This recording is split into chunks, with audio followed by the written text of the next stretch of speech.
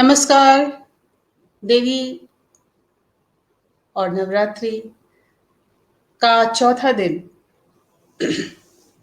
देवी कुष्मांडा। नवरात्रि का त्योहार मना रहे हैं। भारतीय परंपरा, भारतीय उत्सव, भारतीय त्योहार, भारतीय मान्यताएं, इन सब का हमारे जीवन में अत्यधिक महत्व है। महत्व ऐसे है कि जीवन का जो सार है, जीवन का जो ज्ञान है, ये सब इसी में निहित है। ढूंढ सको तो ढूंढ लो। These are all puzzles. Puzzles जिसमें कि हमको जीने की राह ढूंढनी है, जीवन शैली ढूंढनी है, प्यार ढूंढना है, सम्मान ढूंढना है, सत्कार ढूंढना है, खुशी ढूंढनी है, मस्ती ढूंढनी है। कैसे ढूंढनी है? बाहर ढूंढने से पहले हमें उसको अपने अंदर ढूंढना है ना? अनीता सिंह जी, नमस्ते, स्वागत है आपका। और इसी स्वयं को ढूंढना ही जीवन का और मनुष्य का एकमात्र ध्येय है। जब वो सब कुछ पा लेता है और अगर उसने स्वयं को नहीं पाया तो उसने कुछ नहीं पाया। इसी ऊहापोह, इसी द्वंद में जीवन निकल जाता है। इसी इच्छा के लिए लोग तीर्थ जाते हैं, मंदिर जाते हैं, व्रत करते हैं, उपवास करते हैं, मान्यताएं करते हैं, चौकी रखते हैं, हवन करते हैं, बहुत सारे उपवास किए जाते हैं, बहुत सारी मान्यताएं हैं सिर्फ इसीलिए। जय श्री कृष्ण, जय माता की, सभी का स्वागत है। तो चाहे नवरात्रि हो, चाहे जन्माष्टमी हो, चाहे शिवरात्रि हो, दिवाली हो, होली हो, रमजान हो, क्रिसमस हो, गुरु उत्सव हो, कोई भी त्योहार हो, सबका सार है एक सार, एकाग्र एकाग्रता। एकाग्रता मन की, और मन मस्तिष्क शरीर के साथ जब एक हो जाता है तब आप पा लेते हो स्वयं को। यही है जिंदगी। हमारे मन के अंदर जितनी हमारी कोशिकाएं हैं जिनको हम गिन नहीं सकते, हमारी नसें हैं जिनको हम गिन नहीं सकते, इसी तरीके से इस best natural computer human mind के अंदर ऐसे बहुत से चीजें हैं जिसको हम एक्सपेक्ट करते हैं कि दूसरे समझें, जबकि हम स्वयं को ही स्वयं नहीं समझ पाते हैं।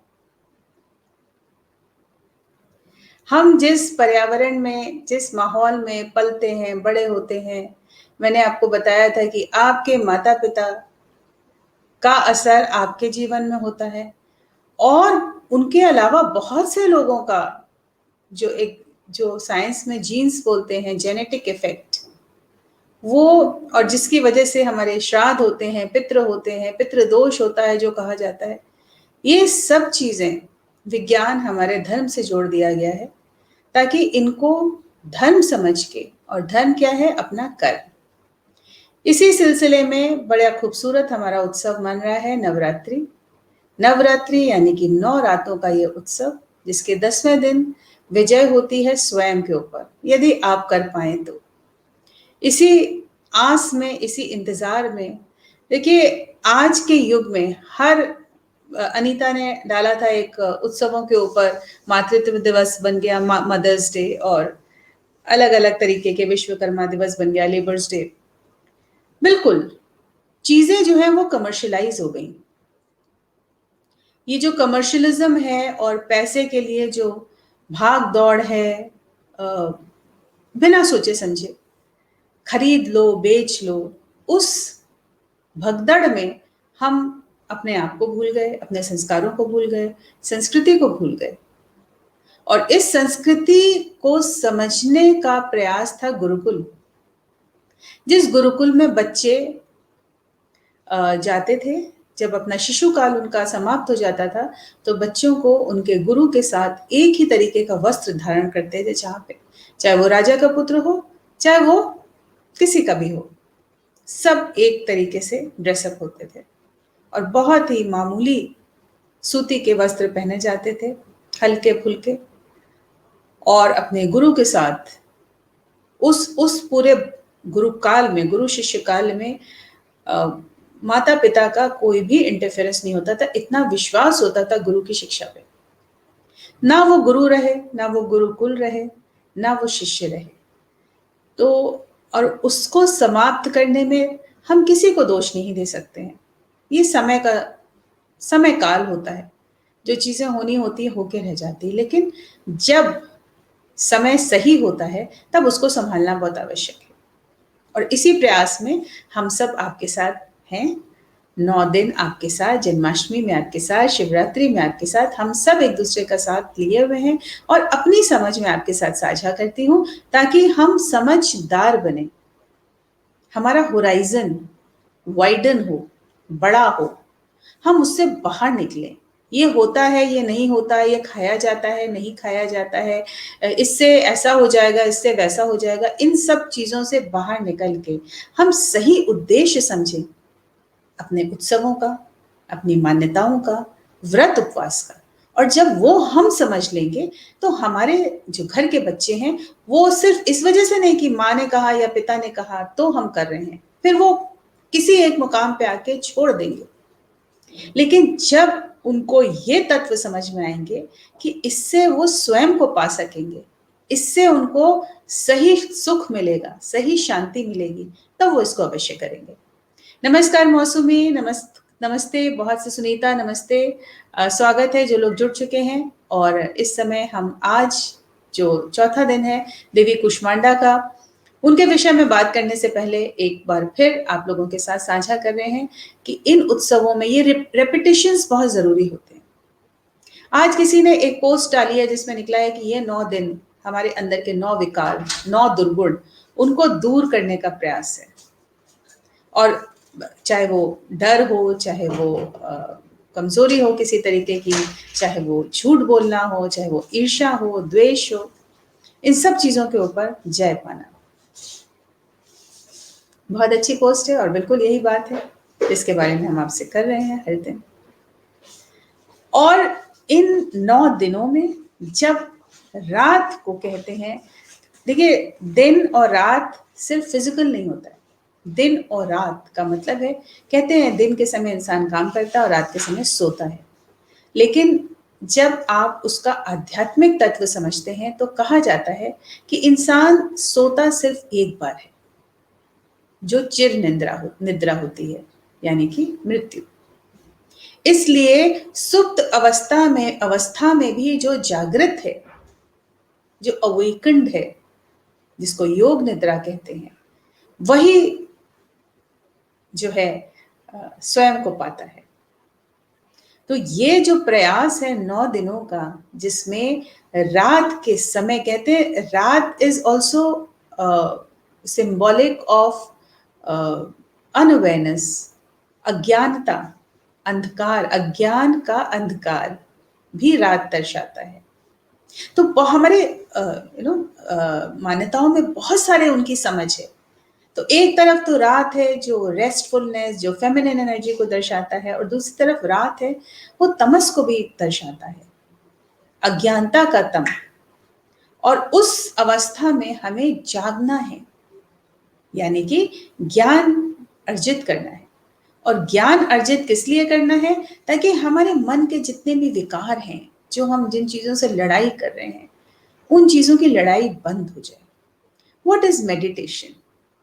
मेडिटेशन लोग कहेंगे कि भाई स्थिर होके बैठ गए, किसी भी सोच से परे हो गए, बिल्कुल आप किसी भी परेशानी को, और कोई म्यूजिक बज रहा है और उसके बाद आप कुछ समय के लिए बिल्कुल शांत होके बैठ गए। बड़ा मुश्किल है। जो लोग मेडिटेशन की जिंदगी में एंटर करते हैं, उनके लिए आरंभ में बहुत मुश्किल होता है सोच से दूर जाना, कोई ना कोई सोच आती रहेगी, चाहे वो हेल्पर को लेके क्यों ना आई होगी, नहीं आई होगी, काम किया होगा, नहीं किया होगा, नाश्ता बनेगा, नहीं बनेगा। तो अपने मस्तिष्क को सुला देना कुछ समय के लिए आज के समय में बहुत मुश्किल है, बहुत दुश्वार है। लेकिन ये करना भी बहुत आवश्यक है, क्योंकि दिन भर आप जागृत अवस्था यानी कि वर्क अवस्था में होंगे, तो रेस्ट कब मिलेगा? तो जो ये प्रयास है 9 दिनों का, या हमारे त्योहारों में, या हमारे एकादशी में, या जो भी हम जिस तरीके से भी इन चीज़ों को मनाते हैं, ये 9 दिन आपको साल भर के लिए जागृत कर देता है, एनर्जाइज कर देता है, चार्ज अप कर देता है। तो इस अवस्था में जब आप ज्ञान अर्जन कर रहे हैं, तो आपको क्या करना है? आपको अपने अंदर की फिजिकलिटी को बैलेंस करना है एक्सटर्नल से।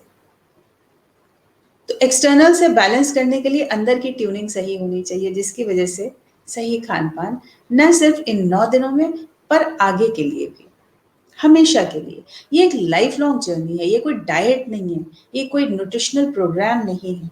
कुक राइट ईट राइट एक ऐसा मूवमेंट है जिसमें कि जीवन भर स्वस्थ रहने का एक हम प्रयास कर रहे हैं, आप लोगों के साथ साझा करते हैं वो बातें, जिससे कि हम वेट लॉस और डायबिटीज से निजात, या कैंसर से निजात, या हार्ट से, या ब्लड प्रेशर से, इसके लिए बातचीत नहीं कर रहे हैं। वो तो ऑटोमेटिक हो जाएगा, वो उसका बाय प्रोडक्ट है। हम इसलिए बैठते हैं, इसलिए बात करते हैं, इसलिए इतना ज़्यादा स्ट्रिक्ट हैं कि ये आपको आपके जीवन के स्वास्थ्य की तरफ आपको लेकर जाएगा। और जब आप स्वस्थ होंगे तो मेडिटेशन करने में आपको कोई प्रॉब्लम नहीं होती। देखिए, जब आपका शरीर सही नहीं होता, क्या बुखार जब आपको है, या आपके कोई स्वास्थ्य संबंधी परेशानी चल रही है, उस समय आप मेडिटेट कर सकते हैं? नहीं। शरीर में कितना दर्द होगा, आर्थराइटिस ले लीजिए, हड्डियों में दर्द है, तो उस अवस्था में क्या आप मेडिटेट कर पाएंगे? तो सबसे पहले fake it till you make it, एक सेइंग है कि आपको कुछ करने के लिए पहले उसका, फेक इट का मतलब होता है कि उसको आप जताएं, सच नहीं है पर जताएं। तो ये आप तब तक करें जब तक कि वो आपका पार्ट ना बन जाए, आपके अंदर में वो बस ना जाए। तो इसलिए मेडिटेशन, जो मेरी परिभाषा है, जो मैं आपके साथ साझा करती हूँ, वो ये है कि जब भी आप कोई काम करें, उस मोमेंट में हो। हमेशा जितने भी मेडिटेशन आपके प्रोग्राम्स होते हैं, या जो हीलर्स होते हैं, वो आपको एक ही बात कहेंगे। वो ये कहेंगे कि आप जो है live the moment, be in the moment. इस समय, चाहे आप कुत्ता घुमा रहे हो, चाहे आप केक बना रहे हो, चाहे आप मिठाई बना रहे हो, चाहे आप बच्चे से प्यार कर रहे हो, चाहे घूमने जा रहे हो, बी इन द मोमेंट। यही नहीं करते हैं। अगर हम सड़क के ऊपर गाड़ी चला रहे हैं, तो अगर हम उस समय, जिस समय गाड़ी चला रहे हैं, गाड़ी चलाने पे ध्यान नहीं देंगे, तो क्या होगा? एक्सीडेंट हो जाएगा। तो आपको परफोर्स गाड़ी सतर्कता से चलानी ही है, और जब नहीं चलाते हैं तो ये प्रॉब्लम्स होती हैं, ये एक्सीडेंट्स होते हैं। इसी तरीके से जीवन रूपी गाड़ी हमें बहुत सतर्क होकर चलानी है। उस मोमेंट में हमको बहुत सतर्क रहना है। जब हर मोमेंट, इस समय का मोमेंट, जिस समय मैं आपसे बात कर रही हूँ, ये खुशनुमा होगा, इस मोमेंट को मैं जी रही होंगी, तो अगला मोमेंट अपने आप मेरे लिए एक ऐतिहासिक खुशी का द्योतक बनेगा, मौका बनेगा। तो आइए आज हम बात करते हैं चौथे दिन। हमने शुरू किया शैलपुत्री से। शैलपुत्री जो कि peak of emotion, her emotion की चरम सीमा। खुशी है तो 100%, दुख है तो 100%, उसको जिए। जब आप दबाते हैं ना, तो वो प्रेशर कुकर बन जाता है और स्टीम बन के निकलता है, और कभी कभी वो फट भी जाता है। इसलिए हर इमोशन को जिए, अपने अंदर उसको समाइए, और उसके बाद उससे छुटकारा पाइए। अगर प्रेशर कुकर के अंदर स्टीम का आयोजन ना हो, सीटी ना हो, तो प्रेशर कुकर फट जाएगा। लेकिन वो सीटी है जो उसके प्रेशर को बनाए रखती है। तो ये जो सीटी की स्टीम है, ये निकलनी बहुत जरूरी है। तो इसलिए किसी भी चीज को दबाए ना, और हर चीज का पीक, हर चीज की चरम को छुएं, चाहे वो सक्सेस हो, चाहे वो फेलियर हो, और छू के उससे सीखें और अपने आप को सुधारें। सेकेंड डे हमने किया ब्रह्मचारिणी। ब्रह्मचारिणी के भी बहुत सारे अर्थ हैं। ब्रह्मचारिणी जो ब्रह्मांड में विचरती है और विचर के एकाग्र होती है, गुरुकुल आश्रम में जाती है लेकिन अपने आप को ढूंढने के लिए। और तीसरे दिन हमने किया देवी चंद्रघंटा। चंद्रघंटा यानी कि चंद्र, हमारे जो प्लैनेट्स हैं उनका हमारे ऊपर बहुत इन्फ्लुएंस होता है। तो उस इन्फ्लुएंस में चांद का जो महत्व है हमारे जीवन में, हमारे मस्तिष्क में, हमारे शरीर में, जो कि बढ़ता और घटता है, ये हमारे सुख और दुख को दर्शाता है। और उस सुख और दुख की अवस्था में, उस इमोशनल अवस्था में हमें एक घंटे की आवाज की तरह उसको समाहित करना, एक करना, बटोरना है। जैसे कूड़ा होता है ना, झाड़ू लगाते हैं और कूड़ा एक जगह समेट लेते हैं, इसी तरीके से हमें अपने हर इमोशन को एकाग्र करना है, एक जगह समेटना है, और जो दुर्गुण है उनको ट्रैश बिन में डालना है, और जो सद्गुण हैं उनको अपने अंदर एब्सॉर्ब कर लेना है। और आज है देवी कूष्मांडा। कूष्मांडा कद्दू को कहते हैं।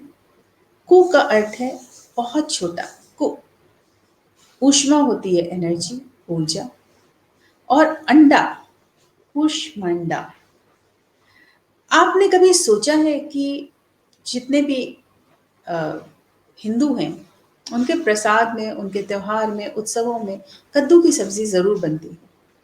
यदि हमको और आपको कोई कद्दू कहे तो बड़ी हंसी आएगी, लेकिन कद्दू को प्राण जो होता है, जिसको मैं कहती हूँ कि प्राणिक खाना खाइए, जिसके अंदर सबसे ज्यादा प्राण हो, जिसके अंदर सबसे ज्यादा आपको अंदर एनर्जाइज करने की शक्ति हो, वो कद्दू में सबसे ज्यादा है।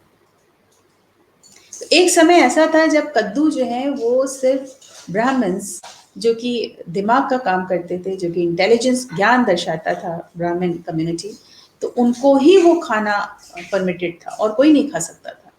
लेकिन बाद में इस चीज को बदला गया और धीमे धीमे कद्दू खाना सबके लिए एक सा हो गया। तो सोचिए, एक कद्दू को लेके इतनी बड़ी मान्यता चल रही थी। उस इतने बड़े कद्दू के अंदर कितने छोटे छोटे बीज होते हैं। तो कहीं ना कहीं ये कद्दू एक सृजन, जो माँ का जो गर्भ होता है उसको भी दर्शाता है। उसके अंदर जब जो हम आज जो इतने बड़े से दिख रहे हैं और इतनी बातें कर रहे हैं, वो कहाँ से आए? एक छोटे से सेल से। दो स्पर्म और सेल का जब मिलन हुआ तो एक छोटा सा जीव जो है, माइक्रो स्मॉल, उसके बाद वो बढ़ते बढ़ते बढ़ते बढ़ते इतना बड़ा हो जाता है। इसी तरीके से एक कद्दू को आप कॉस्मिक ब्रह्मांड भी दर्शाता है, जिसके अंदर हम सब छोटे छोटे छोटे छोटे बीज हैं, और हम उस ब्रह्मांड के अंदर एनर्जी है। उस एनर्जी को जब वो बीज अपने अंदर ले लेते हैं तो अन्य कद्दू के पौधे उगते हैं जो फिर से प्राण देते हैं। तो कितने सुंदर सिंबॉलिज्म है, दर्शाना है हमारे जीवन के सार को समझने का।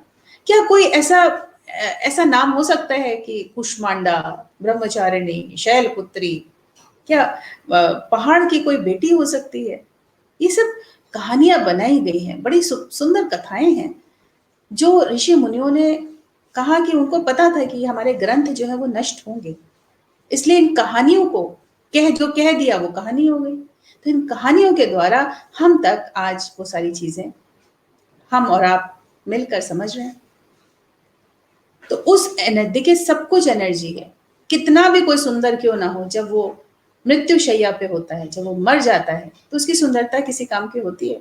क्या आप किसी डेड बॉडी को सुंदर बोल सकते हैं, चाहे वो अपने समय में मार्वलस ब्यूटी हो? नहीं कह सकते। किसी बच्चा जो लेटा हुआ सो रहा है, उस समय वो प्यारा लग सकता है, लेकिन जब वो जगता है, जब वो रोता है, जब वो, तब उसके अंदर वो एनर्जी आती है। कहते हैं ना, कितना एक्टिव बच्चा है, हाइपर एक्टिव बच्चा है। और जो बच्चे नहीं होते, उनको बड़ा डल है, बोलता नहीं है, तो क्या एनर्जी की कमी है? आप जब जिस दिन आपको लगता है चेहरे से ही लोगों के पता चल जाता है, स्पेशली वुमेन। आपके चेहरे से पता है। मुझे कितने लोग कहते हैं आज आप थकी हुई लग रही है, तो क्या है? एनर्जी की कमी है, ऊर्जा की कमी है। तो यही जो ऊर्जा है, नमस्ते आभा, नमस्ते निशा, शुभ नवरात्रि, नमस्ते जितेंद्र। तो ये जो ऊर्जा है, चाहे वो शैलपुत्री में निहित हो, चाहे वो ब्रह्मचारिणी में निहित हो, चाहे वो चंद्रघंटा में निहित हो, चाहे वो कुष्मांडा में निहित हो, चाहे वो स्कंद माता में निहित हो, ये सब एनर्जीज हैं, डिफरेंट फॉर्म्स ऑफ एनर्जीज हैं। और ये फेमिनिन एनर्जी जो 9 दिनों की है, ये हम सब में है। इस एनर्जी के बिना शिव नहीं है। शिव यानी नथिंग। शिव का अर्थ क्या है? नथिंग। हम सब नथिंग से निकले हैं। जब आप नथिंग को सेलिब्रेट करना शुरू कर देते हैं, उसका उत्सव मनाते हैं, तभी शक्ति होती है। तो शक्ति शिव से जब मिलती है, तभी किसी चीज को हम पा सकते हैं, देख सकते हैं। आंख अगर आपकी बंद है, तो आप क्या कुछ देख सकते हैं? नहीं। आंख बंद फिजिकल भी और आंख बंद सिंबॉलिक भी। हमारी खुली हुई आंख में अगर हम देखना बंद कर दें, समझना बंद कर दें, उसको भी सिंबॉलिकली भी हम कह सकते हैं। तो आप देखना बंद कर देंगे। जो लोग विजुअली चैलेंज्ड होते हैं, उनकी वो देख नहीं सकते हैं हमारी तरह, लेकिन उनका जो सिक्स्थ सेंस होता है वो इतना स्ट्रांग होता है, जिसकी वजह से आप देखिए जितने भी विजुअली चैलेंज्ड हैं, कहीं ना कहीं उनका टैलेंट किसी ना किसी क्षेत्र में बहुत स्ट्रांग होता है, स्पेशली म्यूजिक के क्षेत्र में। तो ये सब एनर्जीज हैं जो आप एब्सॉर्ब करते हैं, और इसी एनर्जी को एब्सॉर्ब करने का ये समय है नवरात्रों का, जिसमें हमें जागना है, जागने का की प्रैक्टिस करनी है। क्योंकि गर्मी से हम इतने परेशान हो चुके होते हैं, गर्मी, बारिश, उमस, हीट, ह्यूमिडिटी, और इस समय चेंज ऑफ सीजन हो रहा है, दो मिलन ऋतुओं का जो बिल्कुल ही आपस में अपोजिंग है। इस समय हमारी एनर्जी फिर क्षीण होने लगती है। कहाँ शरीर के अंदर इतना पसीना, इतना उमस, उसके बाद एकदम से आप देखिए दिन के समय समय होंठ सूखने शुरू हो गए हैं, चेहरा धोते हैं तो चेहरा सूखना शुरू हो गया है। ये जो ड्राइनेस का तत्व आ रहा है, किस तरीके से हम अपने शरीर को तरल करें, खाना, खान पान सब बदलेगा। इसी तरीके से हमको अपना लाइफस्टाइल बदलना है, अपना रहन सहन बदलना है, अपने सोचने का तरीका बदलना है, एकाग्र होना है, स्वयं को पाना है। तो ये जो कूष्मांडा देवी है, जो 8 हाथों वाली दिखाई गई है, जिसके 8 वेपन्स हैं, या जो सिंबॉलिकली वो हाथ में पकड़े हुई हैं, जिसमें कमंडल है। कमंडल एक बहुत ही शुभ पात्र माना जाता है, जिसमें जल होता है। उनके साथ तो शुभ जो हमारा शरीर है वो बहुत शुभ हो, उसमें कोई भी विकार नहीं हो, ये दर्शाता है। धनुष बाण है। धनुष बाण क्या होता है कि सही जगह लगना चाहिए, सही ज्ञान। इसी तरीके से उनके हाथ में कमल है। कमल जीवन में बुराई, गंदगी, करप्शन सब कुछ होगा, लेकिन हमें अपना अपना सुंदरतम रूप जो है उसमें बरकरार रखना है, और वही मेडिटेशन। अमृत का उनके पास जो जिसको नेक्टर कहते हैं, अमृत का पात्र है, यानी कि इतना सुखद उसका अनुभव हो। अमृतत्व की तरह जाना, ज्ञान का अमृत, अगेन ज्ञान। और आज से हमारा रजोगुण, 3 दिन हमारे रजोगुण को दर्शाएंगे, जो कि देवी लक्ष्मी को समर्पित है।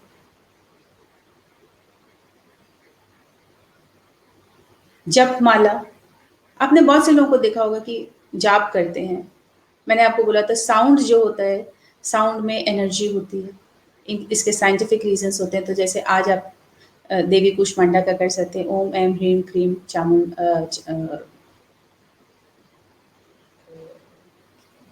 कुष्मांडाय नमः।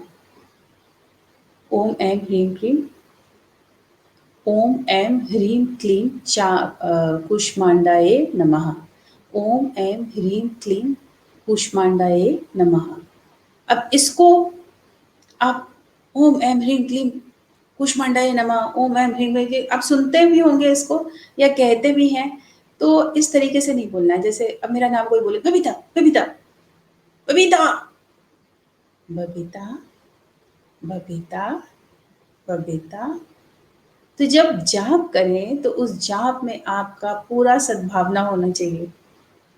तब वो जाके आप उसकी एनर्जी को एब्ज़ॉर्ब कर पाएँगे।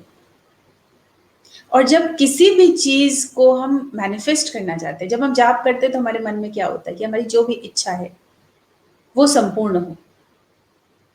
तो जैसे कोई जब आप छोटे तो आपको याद होगा कि आपके अल्फ़ाबेट से सेंटेंसेस या वर्ड्स उसकी उसकी राइटिंग की प्रैक्टिस होती थी।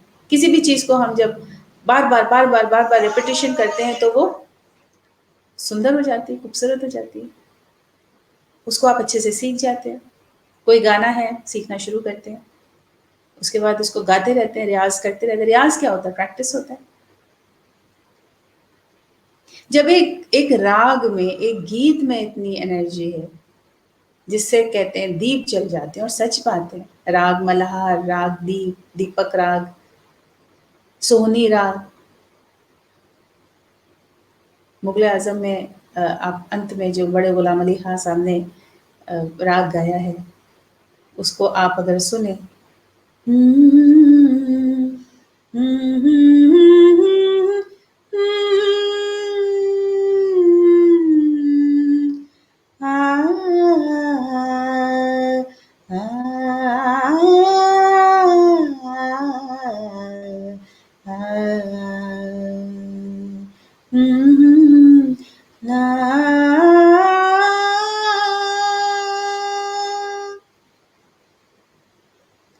सुर बिखरे हुए जो होते हैं उनको समेटना बहुत मुश्किल होता है।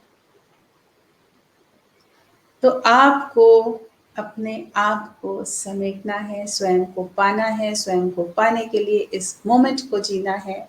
अपने जीवन रूपी कद्दू को, कूष्मांडा को, गर्भ के अंदर जो एक छोटा-सा जो बीज है, उससे सारा प्राण लेना है अपने अंदर, स्वयं में समाना है, तभी तो आप किसी और को ऊर्जा दे पाएँगे। और कहते हैं कि कूष्मांडा सूर्य को भी दर्शाता है, सन एनर्जी। तो ये जो हमारी सृष्टि है, उसको कहते हैं कि एक एक मुस्कान थी देवी की, जिससे इस सृष्टि का सृजन हुआ। तो ये सब सिंबॉलिक है। दिस इज़ ऑल सिंबॉलिक और आप इन चीज़ों को समझें। ये मत कहिएगा आज जैसे हमारी गीता विश्वास ने इतना बढ़िया भोग लगाया। बहुत से लोग व्रत में सरसों का तेल नहीं इस्तेमाल करते हैं, उन्होंने सूजी का इस्तेमाल किया, चावल का पीठा बनाया। तो जो लोग व्रत रखते हैं, अनाज नहीं इस्तेमाल करते, कोई बात नहीं। सरल, सादा, सिंपल खाना खाना है, मन को सात्विक रूप में लाना है और इन सब चीज़ों से ऊपर उठना है। आप सत्व रूप में तभी आएँगे जब आप सत्व खाना खाएँगे। क्योंकि शरीर भी तैयार होना चाहिए उसको लेने के लिए। कभी भी आप भरपेट खाना खा के पूजा करने नहीं बैठते। हमेशा भोग लगा के, पूजा करके तब आप खाना खाते हैं। इसी तरीके से जब ये समय है जिसमें कि हम अपने आप को पाने का प्रयास कर रहे हैं, सारी एनर्जीज़ हमारे साथ ऐसी बनी हुई हैं जिसमें हम अपने आप को पा सकते हैं, तो हमें अपने शरीर को उसके लिए रेडी रखना है, तैयार रखना है। और आप देखिए कि 9 दिन के व्रत के बाद 8 दिन सप्तमी जो भी जब भी फास्ट तोड़ते हैं, 1 दिन के बाद ही आपको उसका असर पता चलने लगता है। You feel so radiant, so beautiful और अपने ऊपर बड़ी खुशी भी होती है कि देखो हमने कर लिया। नमस्ते, आशा करती हूँ आज की बातचीत आप तक पहुँची, कुछ समझ आया। आप लोग दिन भर बड़ी अच्छी-अच्छी पोस्ट साझा करते हैं, बहुत आनंद आता है और मुझे भी इस समय आपके साथ बैठ के देवी के बारे में, इस सृष्टि के बारे में, अपने आप के बारे में बात करके बहुत अच्छा लगता है। धन्यवाद, शुभ रात्रि।